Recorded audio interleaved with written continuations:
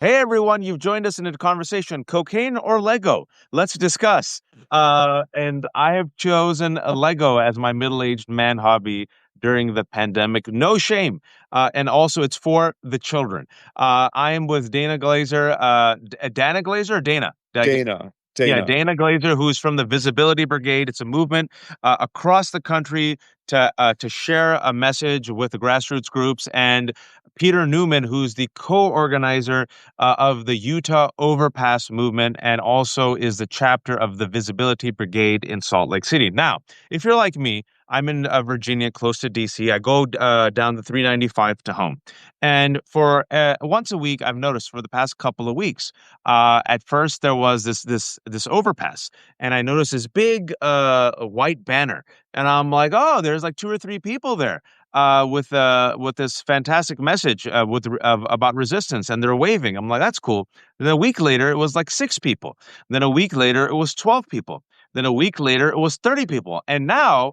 It's not just one big banner, it's a whole bunch of posters and banners, and it seems like it's growing. A lot of average Jose's and Americans, and I'll say this as a person of color, a lot of white folks, which I think is very important.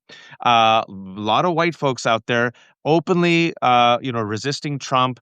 And then I always make sure, folks, Dana and Peter, and this is before I knew you all, I always honk. I feel like just right as I go underneath the overpass, I just do a little bit of honk, just to let them know. They're always smiling. They don't look pissed off. They're waving at everyone. And I was like, oh, that's really wild that this kind of organically grew because, folks, as you know, in the DMV in particular, there's 2,000 National Armed Guard units. So many people who live in the DMV area have lost their jobs because of Doge cuts, right? People are really feeling it here, folks. People are really feeling it. So I thought, oh, an organic movement that just happened. And lo and behold, God told me, you have to talk to Dana and Peter because there's actually an organized movement. So here we have Dana and Peter, who are some of the masterminds behind this overpass movement. Dana, I'll give it to you first. Tell us about the Visibility Brigade. Tell us about what this is and how it has actually Right, spread across all 50 states.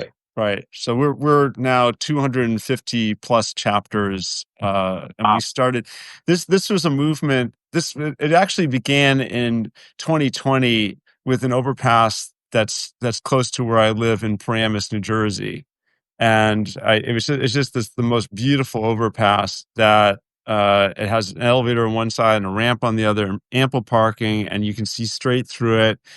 And I was like, this has got to be, we could do something with this. And that's what we did. So I organized a bunch of people and we've been doing it since then. And last summer, a woman who was walking around with me going and canvassing in Pennsylvania said to me, this visibility brigade thing, everybody's going to want to do it. And I'm like, nobody's going to want to do this. She said, no, everybody's going to want to do it. You got to create a toolkit. So I was like, Mm. all right, okay, fine. So I put this toolkit out and bam, everybody started like reading the toolkit and creating their brigades. And I think that it's a really interesting thing about the visibility brigade in the sense that our currency is honks, as you mentioned, uh, and and it is we're on mostly overpasses across the country. This idea of the bridge is a fantastic metaphor because it really is genuinely a bridge that brings people together all across the country from, overpass to overpass. And when people go to an overpass and they join together and they're waving at cars, it is a really amazing experience. One woman said to me recently, "This is better than those gummy bears." She wasn't talking about the regular ones. Yeah, It's a very profound thing because you're there, you're playing music, you're connecting with the people who are standing alongside with you. You're no longer feeling alone. There's a sense of community. And there you then go. also you're waving at other people who are driving by, who are seeing your message. The secret ingredient of the visibility brigade movement, because we certainly didn't invent like standing over an overpass, but we are dynamic in terms of changing our messaging every week, every time. Mm. And that's like the profound thing. So we're never static. And it's also just a special connection that we have with cars that are driving by. So we remind people, hey, we're in a crisis right now, and you're not alone. And we're together in this. And a lot of people who see us on these overpasses are also like, wow, I'm going to go and join them. And that's what they do. So it can be a very powerful experience doing this. And so other people have described it as the gateway to activism. Somebody else described it as a human billboard company. Somebody else described it as modern day Morse code, because we are sharing messages and things that aren't just encouraging, but also sometimes very specific about issues that are happening that people may or may not be aware of. So we are giving them an incredible service by being up there, and the energy flow is wonderful. Before I give it to Peter real quick, can you let me know what this week's message is? I'm laughing because we're going to be going out again tomorrow, and we hold it tight to the chest Okay, in all terms of what right. the messages are. But it's usually something. Usually one side is something that is specific and serious, and the other side is something that is a little fun, because laughtivism is important in times like these. So Mm. the silly side was Newsom's is bigger, which, by the way, we didn't come up with. Another one of our chapter groups did. And that's the beauty of this, is that we just share and share alike, anything that works really well. So, we So, did so that. it's okay. Folks will have to actually join the overpass movement tomorrow or drive under an overpass to see this week's reveal. Very well played, sir. Very well done. That's good marketing 101. And if you can, Dana, in the chat, write down the website for the toolkit, or just the website, because we're Doing it joined right by Dana now. Glazer and Peter Newman, who are part of this mass movement, a national movement called the Visibility Brigade, where they're bringing grassroots activism and they create these messages, which I have seen. I had no idea this was part of a coordinated movement. I've just been seeing it for like the past month. It's growing right here in DC, Virginia. And there is a very coordinated message. There's a toolkit. It started in Jersey, and then Dana put it up. Do it yourself, and then it's just sprout out all across the country. And specifically, where it is in Utah. Now, Peter, you're in Utah. Last time I checked, I have been told that Utah is very red. Utah has a lot of Mormons who are very religious and, conservative, and they don't drink Coca-Cola, and they like Mitt Romney. They might not like Trump, but they'll vote Republican. What the heck is happening in Utah, Peter? Yeah, well, hey, just wanted to say thank you again for having us on. You're absolutely right that in truth, Utah is culturally and certainly politically largely conservative. The Utah Congress is dominated by Republicans. It's a pretty red state through and through. However, Utah is not a monolith, be it culturally or politically. And this is sort of the genius of Visibility Brigade. By getting out there on freeway overpasses one or two or three times a week, we are showing people that are not a part of that, mainstream conservative culture, that we see you, we're standing with you. Come join us in taking this peaceful, joyful civic action against fascism. Now, the group that I co-organized, Utah Overpass Action, we're the local chapter of Visibility Brigade in Salt Lake City and Salt Lake County, which is sort of a blue oasis in the broader ruby red state of Utah. So to some degree, we're preaching to the choir sometimes, but that's by intention. Part of our target audience is marginalized communities throughout Utah. So we will specifically focus our messaging towards those groups, showing solidarity, be it with immigrants and refugees, of which there's a large community here in Utah, or LGBTQ folks, or people of color. So that's, part of the goal is to make people feel like they're not alone, and also to show members of that more dominant conservative culture that, they don't have a monopoly on the state like they sort of assume they do. and some of our messaging is targeted towards them and getting them to maybe think a little bit differently about the state.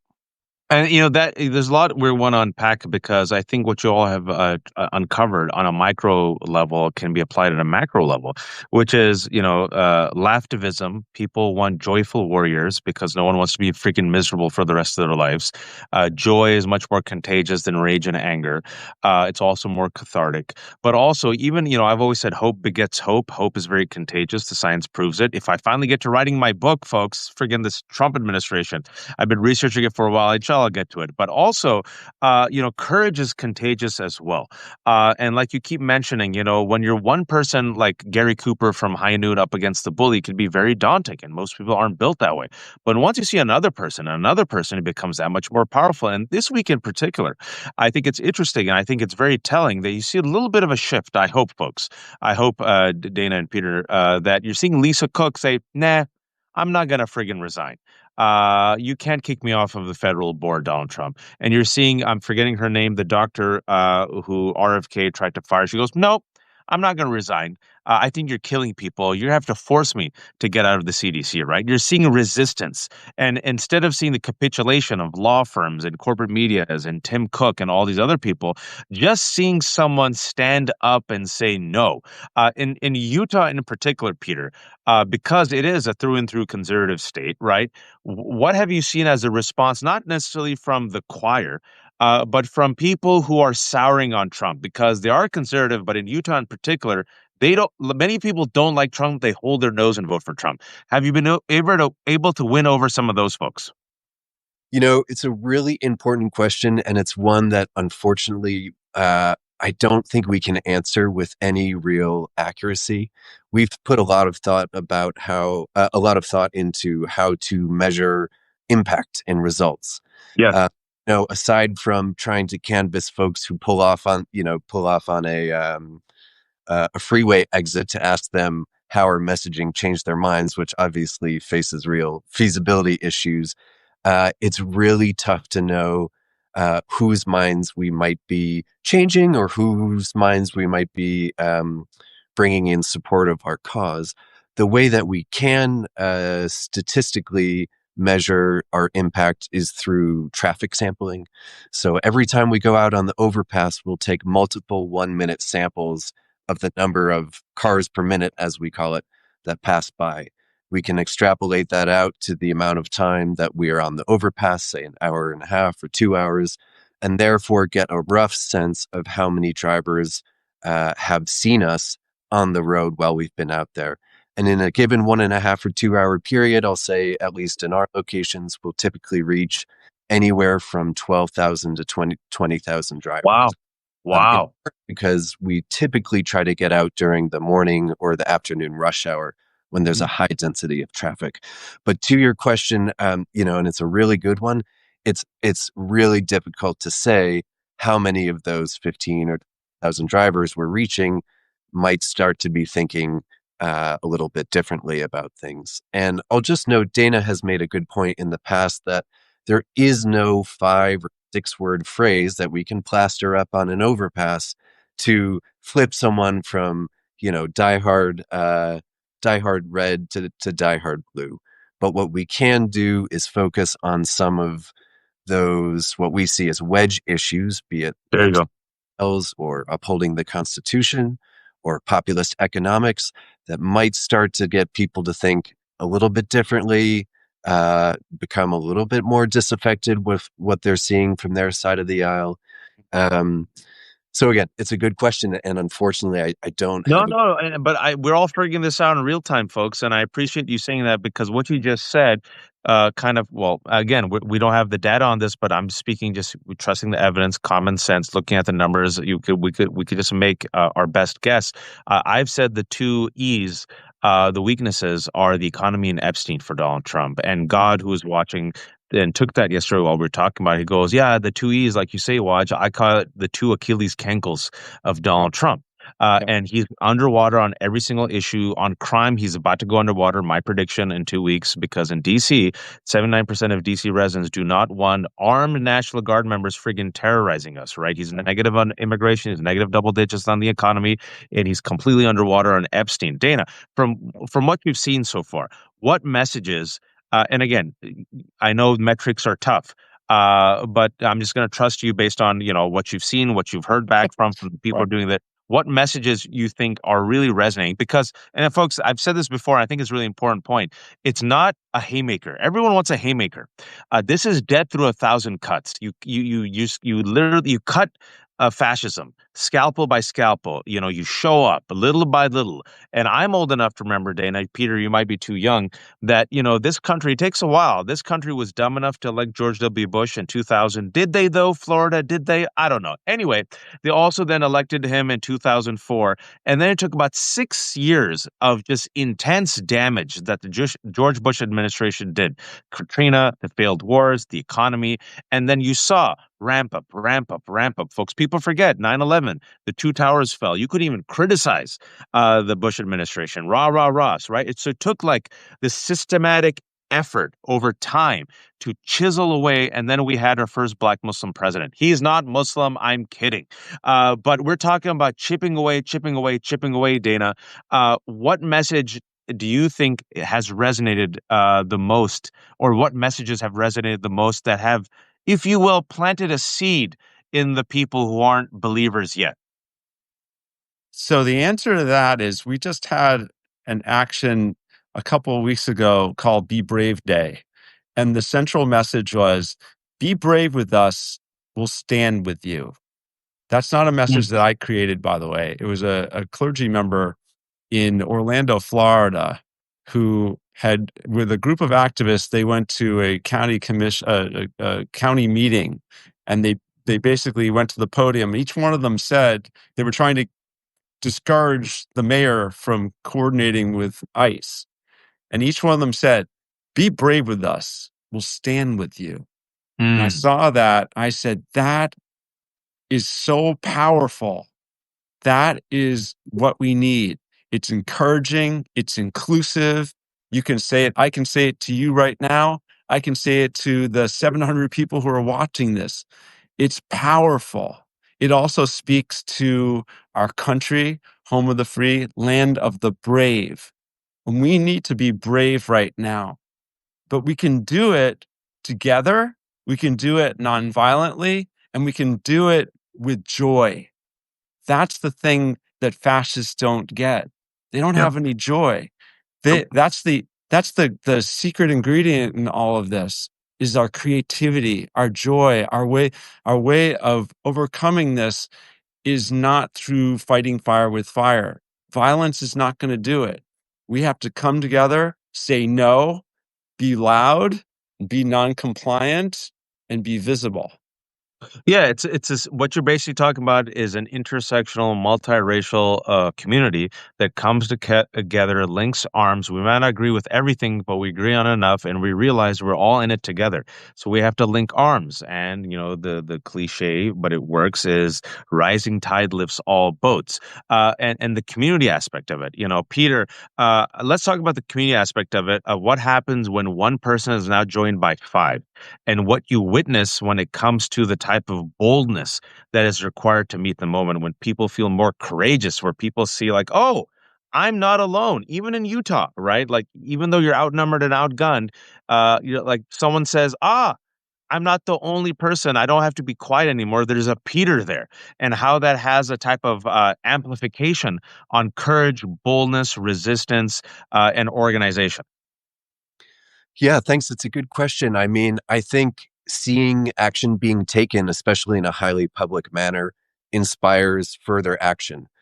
I personally spent way more time than I'd like to admit simply sitting on the couch, during the first Trump administration, despairing over the state of the nation, not taking any real concrete action. And then for whatever reason, one day, the flip was switched in my mind. I connected with my amazing co-organizer, Sherry, on Facebook. Well, We can you take us back there? What happened? Like, what happened to make you say, F this, I'm going to do something?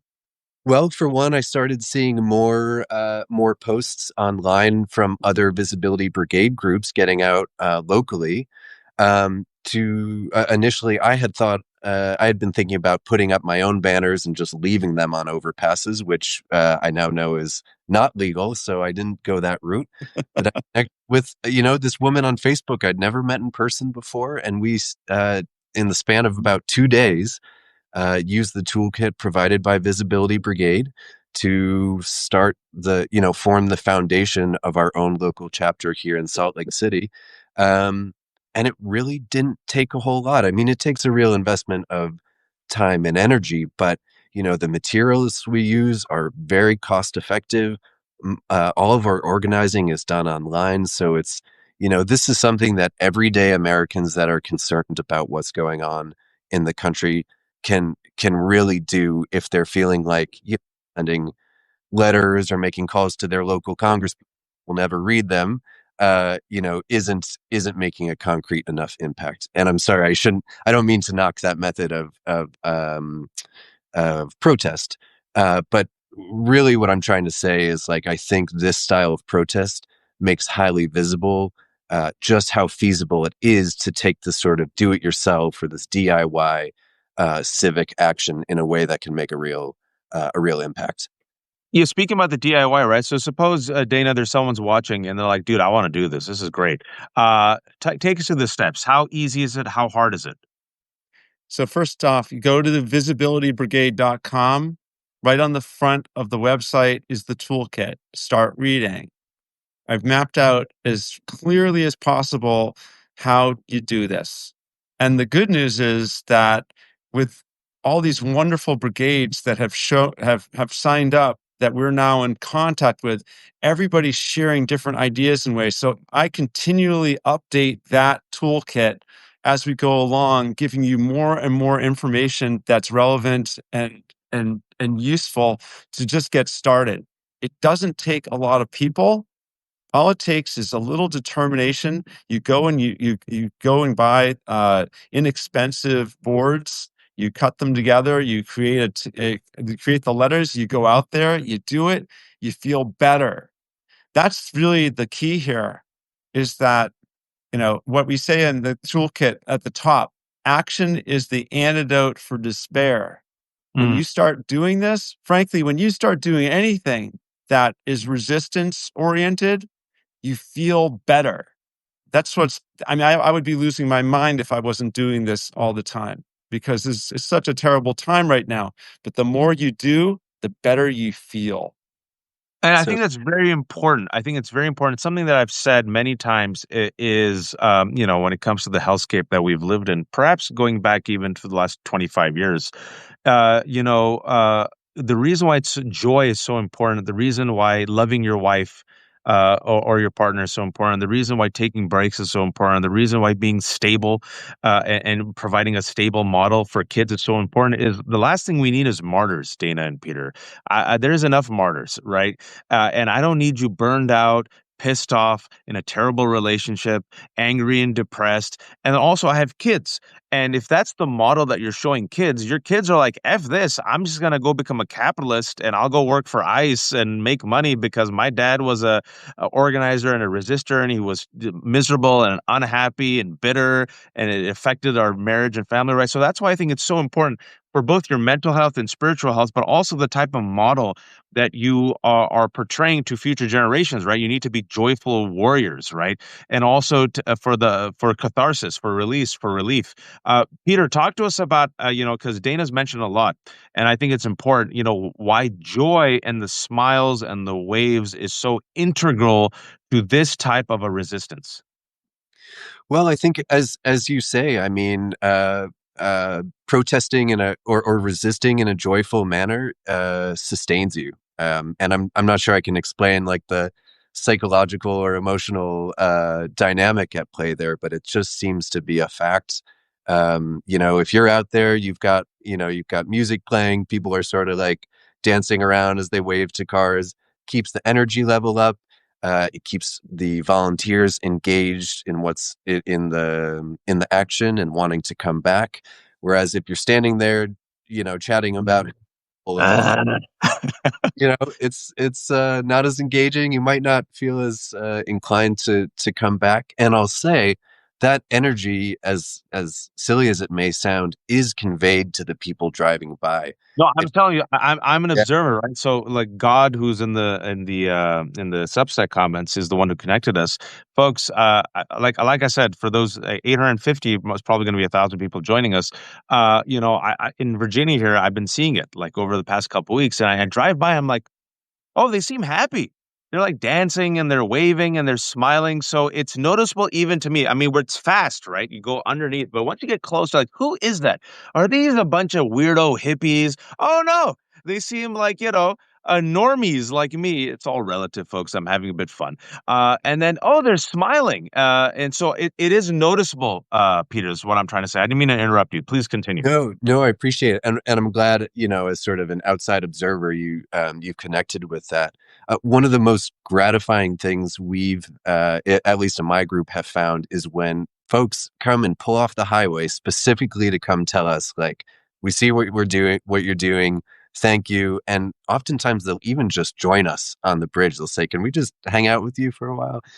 So I think that's evidence too that positive energy sort of radiates. And even beyond that, I think it's led to the growth of the movement. What Dana has been very humble in not sharing is that right now there are over 250 local visibility brigade chapters now across 40 states, it may be 45, I'm not quite sure, but 45.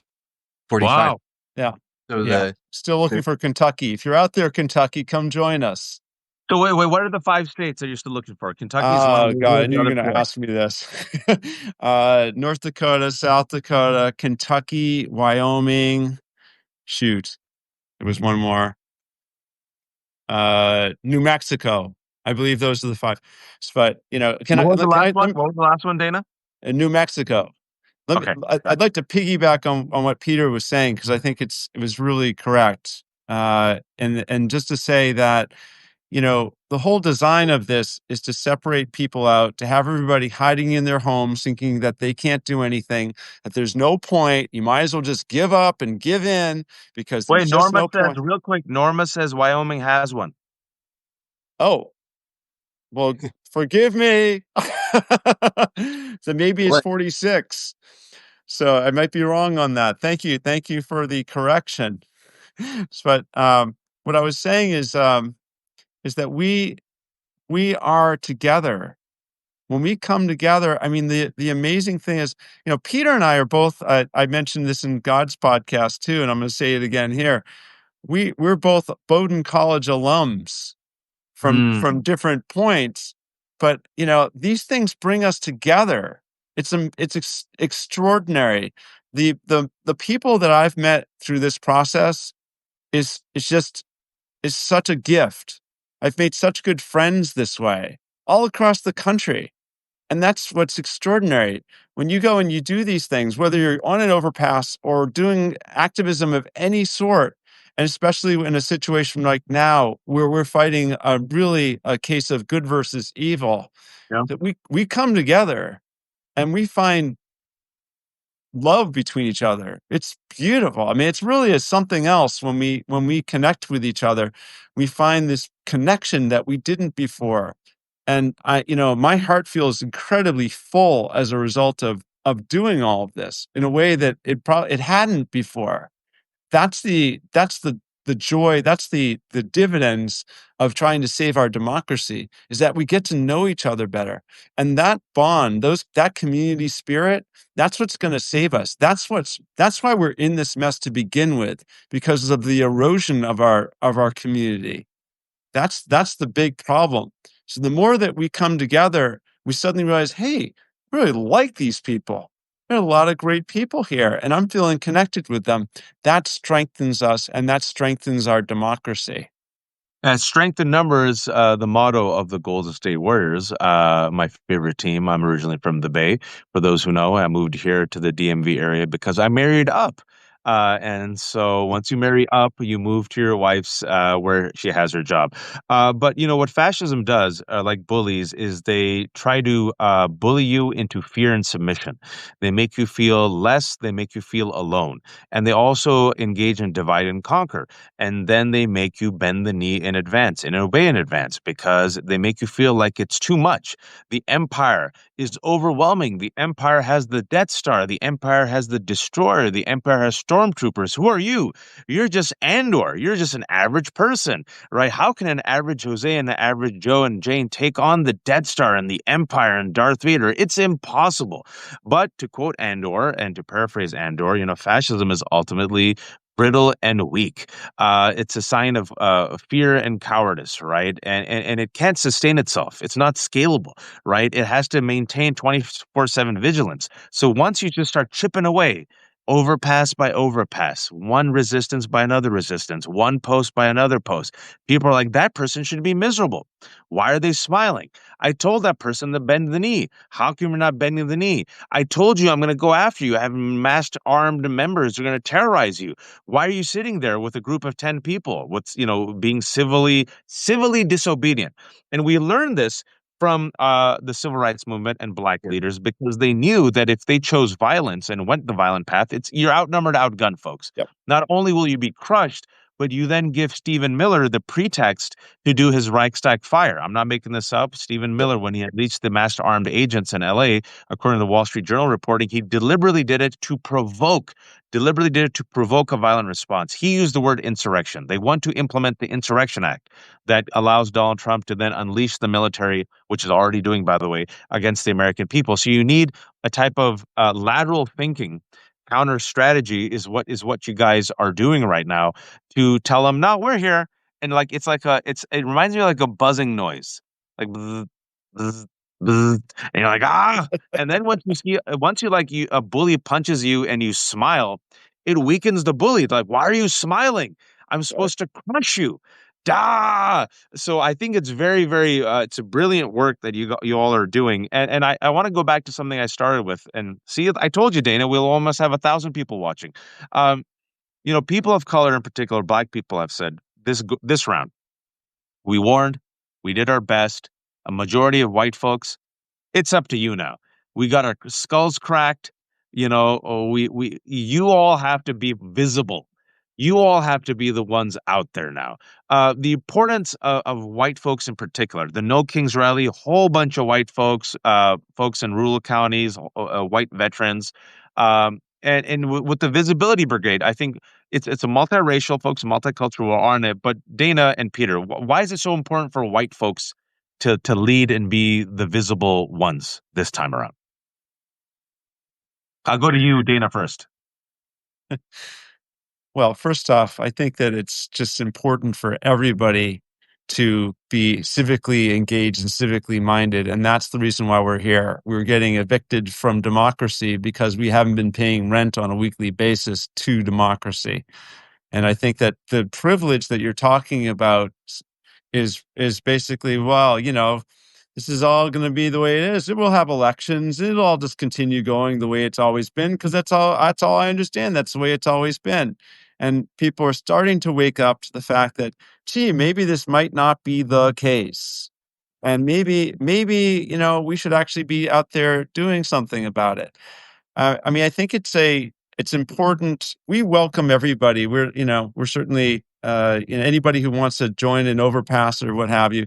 But I think that there's also an understanding that there is privilege involved in doing this. You know, I think about where we are in Paramus, and we have a knock on wood, a decent relationship with the police department. I do question, however, if the color of our skin was all different and we were up there, if we might be handled differently. And you know, I think we all have to be aware of our privilege. You know, it's like the Spider-Man. You know, with great privilege comes great responsibility, right? With great power comes great Yes, I responsibility. know, and I'm switching it to great privilege comes great responsibility. It's important for us to acknowledge that you know, I'm a 6 foot tall white guy, and but that I have to use that for good. I have to use that to protect people who may not be able to come and represent themselves up on an overpass. And I have to be, that's a responsibility that I hold. It's not a, it's the privilege of that. And there shouldn't be any privilege. We should all be, that's how it really should be. But we're in a society that's been messed up from the beginning, right? With the slavery and all that. We could go into that. But we have a responsibility here, and we need to stand up, speak out for people who are, who are populations who may not be able to do what we're doing. That's our responsibility. We have that, and we need to use that. I think that's very well articulated, Dana, and to put a fine point to that with some backup data is yesterday on the New York Times on the front page, they did a study or profile rather, excuse me, of Black folks in D.C. who are now giving their children the talk because they're seeing 2,000 armed National Guard members.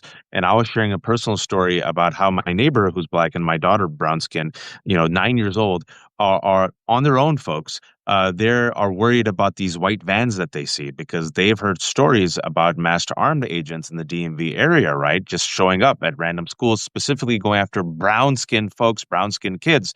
So now, as a father, now all my kids and their friends are into biking as of this summer. You always want to go out and see, but sometimes when they're just biking around the neighborhood, when I was growing up, you're like, they'll be fine. Now I have to go out, and I swear to God, I went out on Sunday, and I'm like, I'm going out just because my 5-year-old daughter joined them, but I'm also going out because these are brown and black skinned kids, and there's 2,000 National Armed Guard members 20 minutes away, and masked armed agents are being released, and because of their skin color, it's a threat to simply being visible to their own security, right? Which Yeah. is where, folks, why I'm saying what I'm saying is it's so important in this particular moment for that white skin to have some skin in the game, realizing, they're coming after all of us and using that All of us. privilege Absolutely. to as a way to be out in front, not have the black and brown skin always be out in front. Because I could tell you, folks, if there were 1,600 brown and black violent insurrectionists on January 6th, there'd be a lot of chalk marks. Peter, your take on what I'm saying, especially in Utah, where there is, where a lot of white folks there. Yeah, no, I mean, I absolutely stand by what Dana was saying and what you say. I mean, I feel like white Americans, white Utahns have a historical and moral imperative to maybe not lead the charge, maybe to lead the charge, but to put their bodies on the line to defend our brothers and sisters of all colors across the country and heck across the world. We're all human beings at the end of the day. We all deserve human and civil rights, and they need to be respected by whatever administration of whatever country.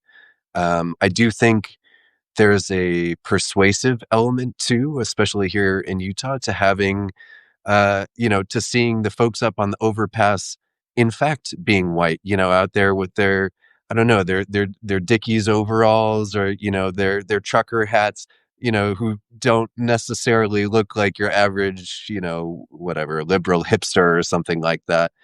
Because that's one more way to show that, there are people in this movement. There are people that have issues what's going on at the national level who I don't, who I might not expect to see. I'm sort of speaking from the perspective of a, sort of like mainstream conservative white Utahn here. By seeing folks out there on the overpass that look like you, but speaking up for values or issues that you might not believe in at the moment, I think that has sort of a persuasive value to it. But I think Dana articulated this much better. No, both of you did, and I really appreciate you. Some people just brush off the question because it's uncomfortable, but I think you both articulated it and really explained why it's so important to have white bodies out there, and why seeing white bodies and white faces has that type of impact and effect on a lot of white Americans, right? And also the moment that we're living in, where to be visible if you're black and brown is a threat to your security. To be visible if you're Mexican or from El Salvador right now, means potentially being harassed by ICE, which is why you need allies. And in particular, you need a multiracial allies to stand with you, and especially white allies to stand with you, which is why I was very happy, like I said, to see so many older white men and women for the No Kings rally. And when I look at the overpass movement here in Virginia, I see so many white faces.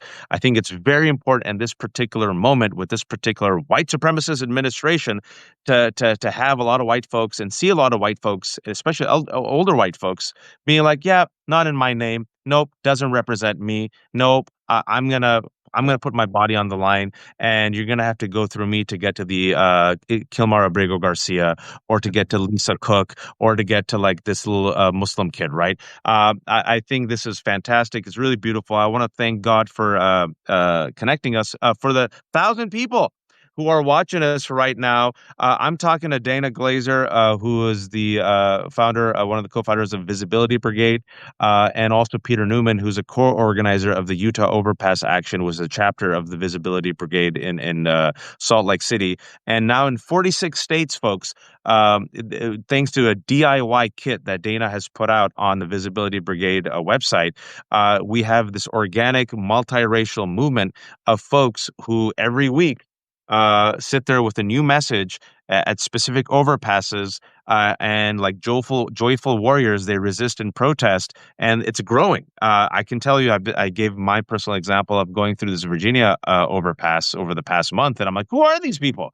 And now I find out who they are. It's very coordinated, and it's working and it's growing. And I think we need this. We need this, folks. People need to visibly see resistance. They need to see a growing community of resistors with a smile to their face.